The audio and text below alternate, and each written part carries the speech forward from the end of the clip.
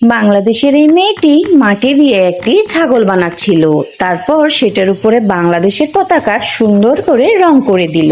আর সেটা দেখতে পেয়ে ভারতের এই মেয়েটি সেও মাটি দিয়ে একটি ছাগল বানানো শুরু করলো, আর সেটার উপর ভারতের পতাকার রং করে দিল। বাংলাদেশের মেয়েটি একদিন রাস্তা দিয়ে ছাগলটি নিয়ে হেঁটে যাচ্ছিল, তখন বাংলাদেশের মানুষ জোরে জোরে বলে উঠল, আমাদের মেয়ের ছাগল অনেক সুন্দর হয়েছে। আর অন্যদিকে ভারতের মেয়েটি যখন ছাগলটি নিয়ে রাস্তা দিয়ে হেঁটে যায়, তখন ভারতের মানুষ বলে উঠলো, আমাদের মেয়ের ছাগল বেশি সুন্দর হয়েছে। তারপর দুজনেই ছাগল নিয়ে স্টেজে দাঁড়ালো।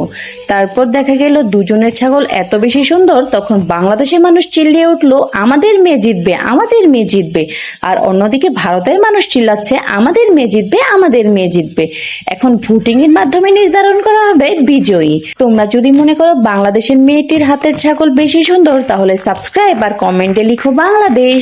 আর যদি মনে করো ভারতের মেয়েটির ছাগলটি বেশি সুন্দর, তাহলে সাবস্ক্রাইব আর কমেন্টে লিখো ইন্ডিয়া।